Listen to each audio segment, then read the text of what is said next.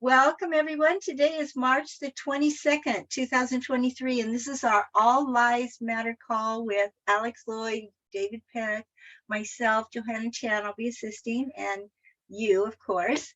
Let me share this disclaimer before we hear from the guys. This presentation is for education and informational purposes only. And since we're going to be talking about issues of health and well-being, we wanted to make sure that you understand this information is not intended to heal or cure anything. Everything in the presentation are the opinions of Alex Loyd, David Peck, myself, or you if you choose to share.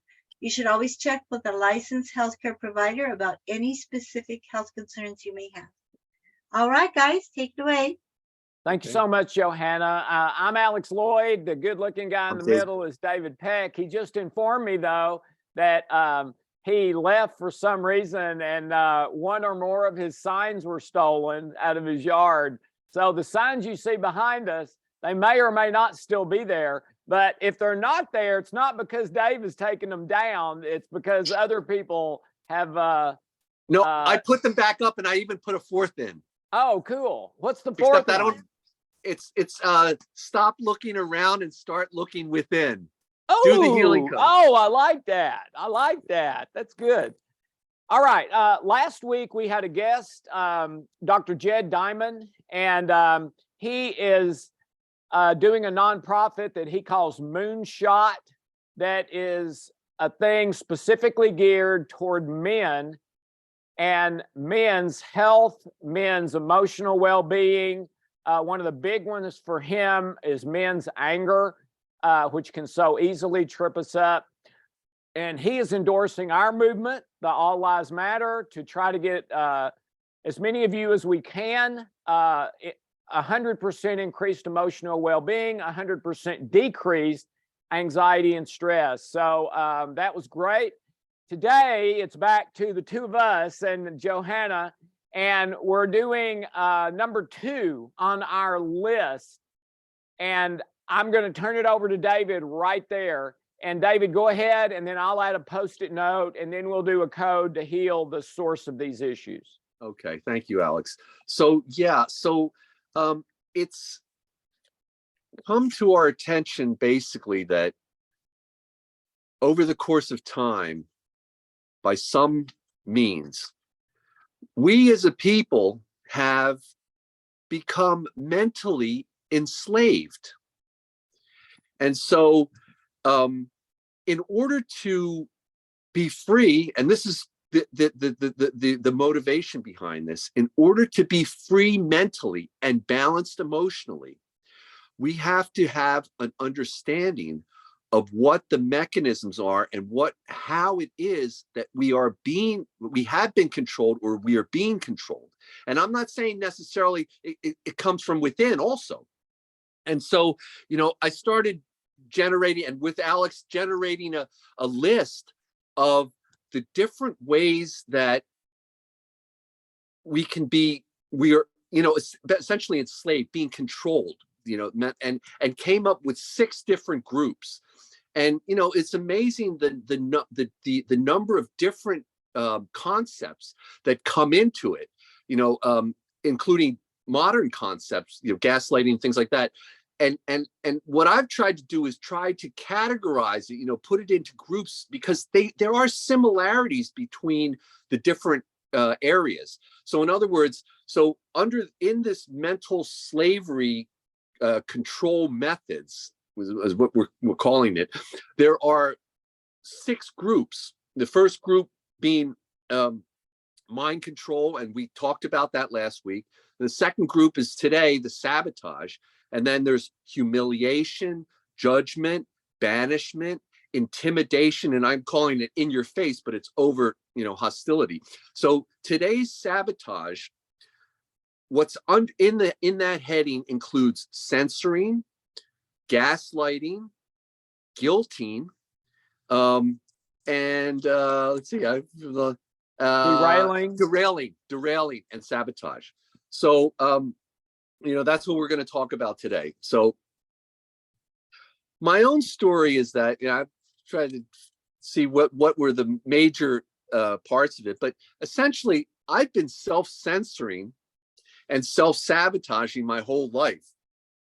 And it deals with professional motivation. Like I've never really sought to be the lead person, always playing second fiddle, so to speak. And what made me think about a little bit more about this the other night. So I go and play jazz. I've been playing jazz in clubs for years, since I was in college and whatnot. But and so I went to one of the jam sessions in Philadelphia last Sunday it was. And I usually go to a session, I'm kind of like timidly there. I'm very good actually, but timidly, wait to see how things are going. There's a house band and everything, and then eventually jump in. Well, there's this guy Ellis at the bar. Just start chatting with him, whatever. Before I know it, he's telling me, get up there. He's like pushing me up there. You should be up there. Blah blah blah. So I get up there, and he's telling me, you start playing, and people are like, like that kind of thing. And so it's kind of like a devaluation of myself. And I'm like working through this, this is a work in progress, development, and realizing more and more that, I have, over the course of time, avoided center stage, essentially. So, I'll be continuing to work on that. But, the point is that, we're in so many ways, we're our own worst enemy. And self-sabotage, and yet it's also being fed throughout our culture, because I don't believe that, say maybe 200 years, 300 years ago, that people were doing these kind of things to themselves, so again, the idea is that if we can understand how it is that we're being controlled and enslaved, then we'll be able to be free. And I actually had to look up free because I wanted to get precisely what it was, the definition, other than not being imprisoned or confined, but not being controlled by obligation or the will of another. Oh, wow. That's good. And oh my God, I've been so guilty of this my whole life. And I've said before about the social imaging, just every part of my life and every activity has to do with how I'm being perceived. And that is mental enslavement.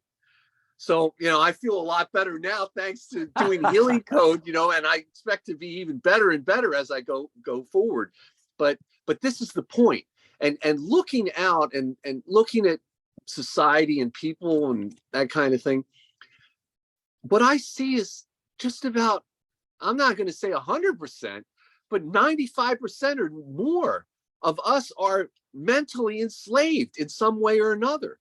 And so it's time to break the shackles, and get out there. So that's what I have to offer, Alex. And, yeah. That's great, Dave. The two of mine where I have been sabotaged, I've already talked about one a lot, which is when I started to school, and I really didn't realize that I was short and chubby until I went to school. And then I started being made fun of. And when I was made fun of, as David just talked about, the definition of being free or enslaved, being controlled by the will of others. It was those classmates of mine who made fun of me and looked down at me because of my weight that made me feel less valuable. And unbelievably to me now, I started acting based on them not accepting me. I started acting like I was short and fat, where I'd never acted like that before. I'd always acted happy and free and love everybody, and most people like me, and I didn't ever have anything against anyone else and all that sort of thing. Well, all that disappeared when I started being made fun of at school. And yeah, they shouldn't have done that. But to me, the bigger deal today is that I let them get away with it. Because they were saying those things, I literally changed my personality and behavior and everything. and it ended up being this absolute nightmare. The second one for me that maybe I haven't talked as much about, it was the last job I had in ministry. I did full-time ministry for 10 years. And this was the last one. And it was the only time in my life I've ever been fired. Okay. And I found out after I'd been there about a year that another minister was going into the elders meetings and telling lies about me. I found out because one of the elders told me. All right. And he said, I'm sorry that I don't stand up for you, but I can't afford to lose my job. He was on staff too. And this other minister that was telling lies about me was very popular. Okay. And so they were afraid what would happen if he left because he was really popular, more popular than me, I think. So they invited me to Shoney's breakfast bar one Saturday morning and fired me. And the elder that fired me said, I have one son, and if he could be like anyone I know, it would be you. And he was crying as he fired me. It was really weird. And then I left, and the truth came out, and that minister got fired, and the whole church blew up and everything else. Well, that might not have happened if I had just told the truth. If I had gone into one of those meetings and said, I understand that you've been being told things about me every week, and I would just like to answer those questions and see if we can sort this out. All right. I didn't do that. And so that's what happened. And then a third one, and then we'll real quick, and then we'll do a code of me sabotaging someone else. And it wasn't on purpose, but early in our marriage, when Hope and I got married, Hope is an introvert, all right? And I'm not an extrovert, but I'm not an introvert. I probably lean more to extrovert than introvert, but I'm sort of in that 40 to 60% kind of middle. And when we got married, man, I was just so happy and so in love and everything else. And you probably noticed I can get passionate about something every once in a while. And my passion just overwhelmed her. And I would be so excited. And I would say, hey, Hope, let's go to Wendy's to eat. Doesn't that, oh, I'm sorry. I don't know how that happened. Sorry. And anyway, and I would do that about all kinds of stuff. Hey, let's go see a movie. Hey, let's go do this. Hey, let's go buy a waterbed, which I really did. And we bought a waterbed and it was terrible. Hey, let's go to Colorado and ski. Hey, let's go over, all the time. Okay. And so here's this very quiet introvert with someone so big and loud and, and so she would give in. She would give in every time. Okay. And I didn't find out until later that she never liked Wendy's. That she didn't like a lot of the movies I wanted to go see. Didn't want to go see them, but she did because I was so passionate about it that she just didn't want to, push back or disappoint me or whatever. And I would have been fine. I'd have been absolutely fine. Right. And we worked that out later. Okay. But in the early years of our marriage, Hope felt sabotaged basically by my personality and just, I guess people today would kind of say the way I roll, okay? Just me being me was very difficult for her, okay? So she had to learn to not let that sabotage her and to push back and tell me the truth. Hey, Alex, I really don't want to go to Wendy's. I know you want to go there. How about, is there any other place you'd like to go? And then I was like, oh, I'm sorry, sure. Where would you like to go? And we would end up going, someplace that was good for both of us.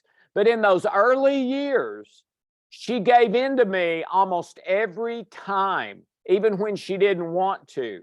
And it caused big problems. So this sabotaging can be intentional. It can also be non-intentional, but or unintentional, and still have vicious results. And then I'll say one other thing. Someone asked last week about anger and trust. I believe it was Susan. who asked about anger and trust. And those are huge issues, and we need to deal with them more than just a minute or two here. But I will say, because Susan asked, anger and trust are like connected at the hip. Anger is always evidence of a wrong goal that is expectation based. I need this end result to be okay, so I'm going to force that end result no matter what. All right? That's, and then if I don't get it, I become something in the anger family. Anger, irritation, frustration, resentment, bitterness, whatever. So it's about a wrong goal. The trust category, well, the opposite of that is unhealthy control, which is very similar to that control from the anger category in order to ensure an end result that I want. In the trust category, it's pretty much the same thing. It's I can't trust because I have to have a certain end result. And you might let me down if I'm counting on you to do that, or even to help me with that. So I've got to make it happen, which means I trust myself, and that's about it. All right. Well, what's the bad thing about that? If I get the end result I want and it's not a bad or terrible thing, what's so bad about that? It robbed me of love. It robbed me of the connection with another person. And that's everything. Relationships are everything. There is no love outside of relationship. Okay. So anger and trust are joined at the hip, and both of them will rob you of love, of your identity and worth, and really of your best results too, which is ironic because you tend to do it for results, but it robs you of the most important internal results. So, David, anything you want to tack onto that? No, not really. Yeah. Okay. Do you want to go? You want me to go? Sure, I'll go. I have All right. one. Great. Okay, just 3 positions. Okay, so we pray, we request that all destructive, negative cellular memories, unhealthy habits, false limiting beliefs and addictions, any relationship issues that are related to sabotage, either self-sabotage or sabotage to others or from others, that they be found, opened, and healed through love, light, truth, and God. Amen. Okay, and the first position is both hands in the jaws for sabotage.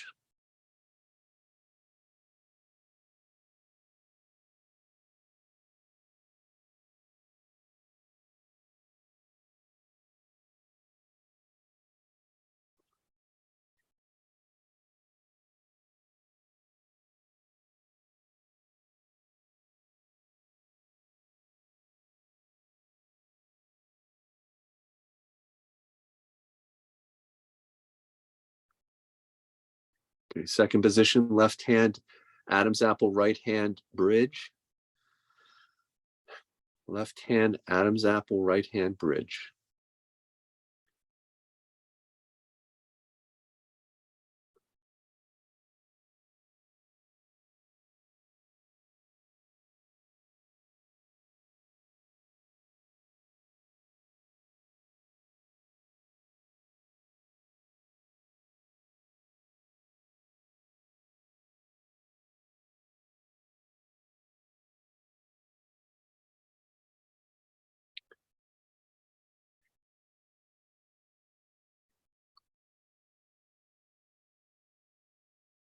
Third position, left hand, Adam's apple, right hand, jaw.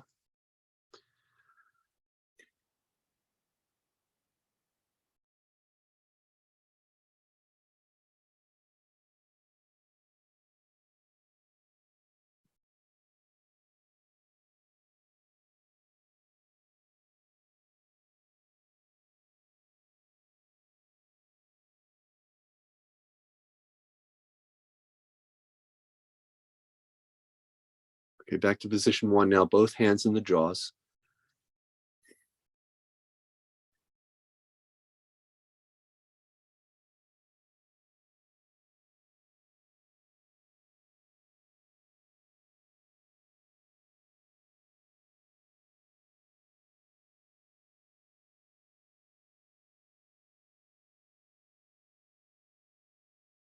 Second position, left hand Adam's apple, right hand temple.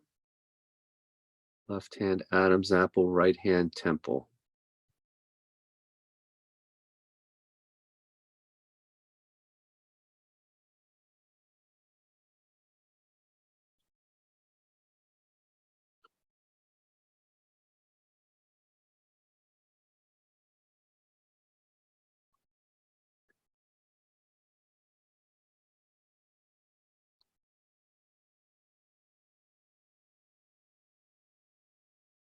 Third position, left hand Adam's apple, right hand jaw.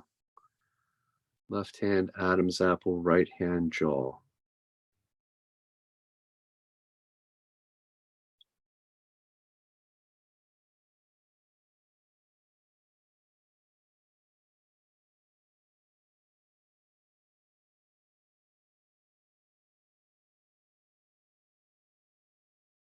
Let's just go back to position 1 again. Both hands in the jaws.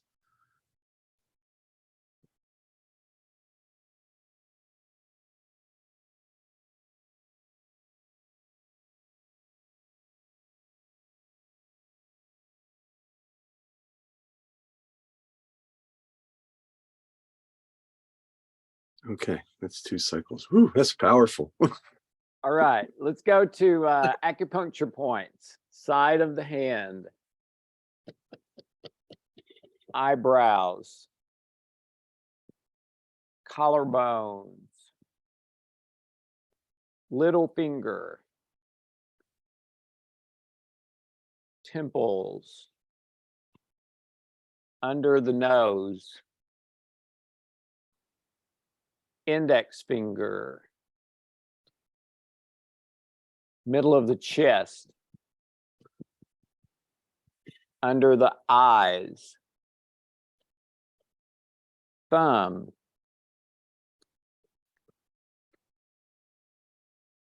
Under the arms.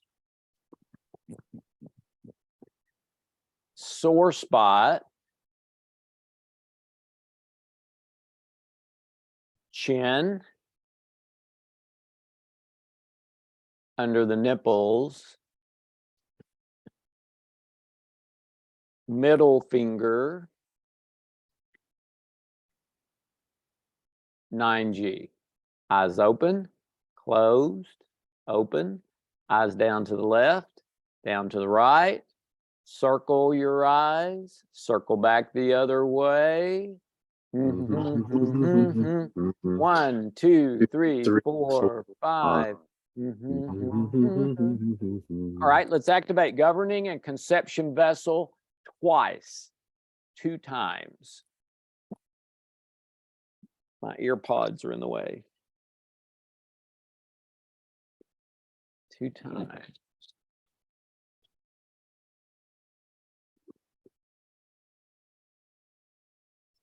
All right, now custom healing centers. Let's start with heart. Please open and harmonize. Forehead. Please open and harmonize. Crown.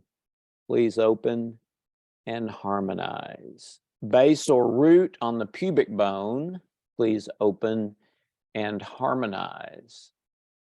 Throat. Please open and harmonize. Under the belly button. Please open and harmonize. Middle of the stomach. Please open and harmonize. And now let's go to both hands brainstem. Slow, deep breaths from the stomach. Just relax. And if you're doing this one at home, I would do this position for about 2 minutes. About 2 minutes.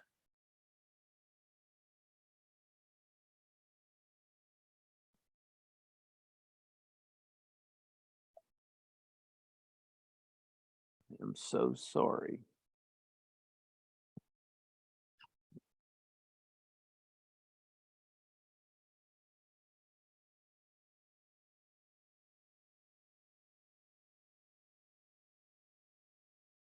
Okay, both hands over the heart. Slow, deep breaths, one after the other.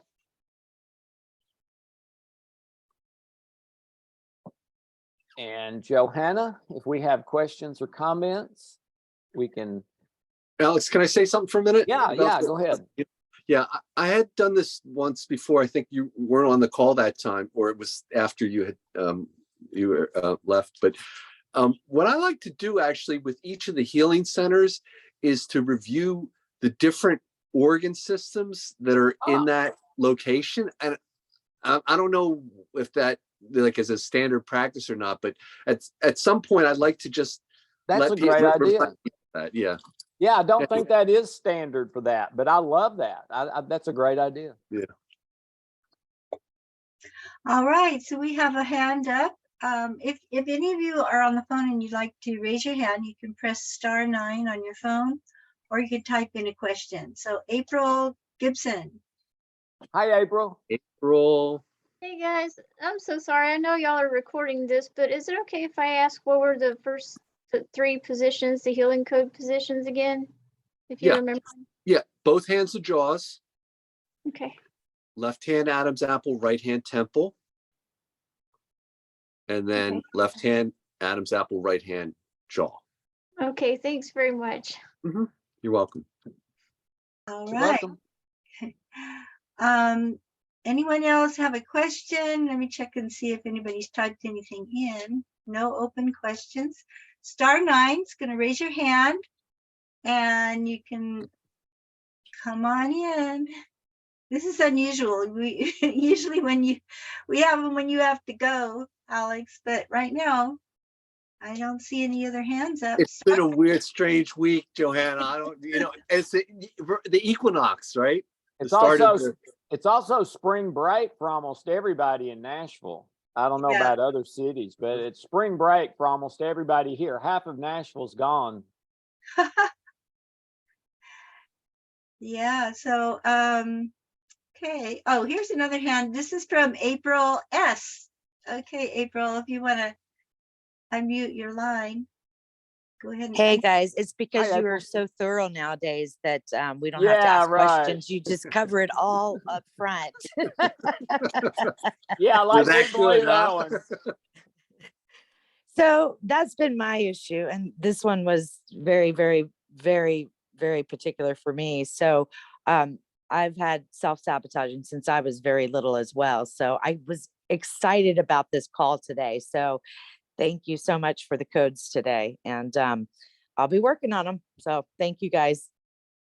Our pleasure, April. Yeah. And I think it's important to realize, we think of sabotage, and it sounds like a vicious, terrible act by somebody. And it can be that, but it can also be innocent. Like with me with Hope, I didn't even know I was doing it. I was just, being loud, excitable me, but it was really hurting her.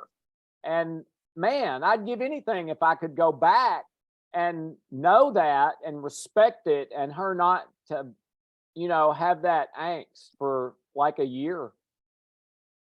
And it made me question it when you mentioned that about Hope, because my husband, unfortunately, he passed away at an early age, but I'm wondering if that caused some of his anxiety, because I'm a very passionate person too. When I get something in my head, it's like, I can't stop until I get it, and and that made me think of that. And then, I have a really close friend of mine that she's like, April, you're your own worst enemy. And I'm like, I didn't even realize it until she said it.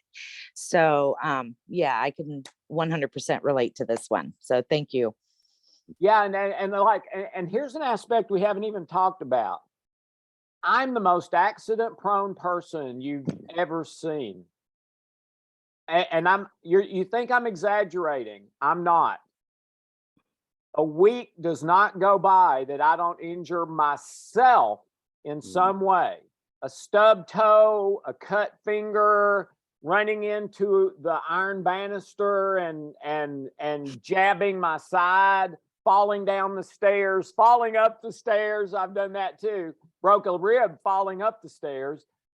And that's just rushing. That's just You know, there's a song, there was a song by the country group Alabama that I used to like that group. It was back in the 80s and stuff. And they had one song and the words were, I'm in a hurry and don't know why. I don't need to be in a hurry, but I am. And I keep rushing things. And that's a form of impatience. Now, mine was more to the side of being excited, but it's still, I need to calm down sometimes. And that's hard for me to do. Yeah. I 100% can relate to that one. And just the other day, I was saying the same thing to myself. I was hurrying up to do something. I'm like, I have nothing left to do the rest of the day. Why am I rushing doing this? And I've been able to catch myself doing it and to start to slow down. But yes, I relate 100%. April, you and I need to get together and do all that stuff so that Hope doesn't have to go through it. Well, because I've heard you for so long, I've often wondered if you were born in 1966 and it had something to do with the year we were born in. Hope was born in 65. So you've almost got Hope. And I'm going to have to go. I love you guys. Thank you. I've got to get to a client. Thanks, Dave. Thanks, Johanna. Laura, Bye, Alex. Laura, if Thank you're here, you. thank you. April, thank you. 2 Aprils. Thank you. Bye. Thank you. Okay, let me see. There's a question here. We'll see what it is. Is it possible for me to successfully check strength of a custom code simply by using the truth technique? Oh, interesting question. You could do that. Yeah. I mean, I don't see why not. Are you talking about your own custom code or custom code by us? I'm not sure. But yeah, if you know the truth technique, you can see, you know, if it's still strong enough, if it's still effective for you. Okay. I don't see any other hands up, David. And Hey, okay, so what I'm going to do, oh wait, there's another question. Let's see. Be able to switch it. Okay, so she said, yeah, that's what I meant. Okay, so what I'm going to do is end the recording and open the line for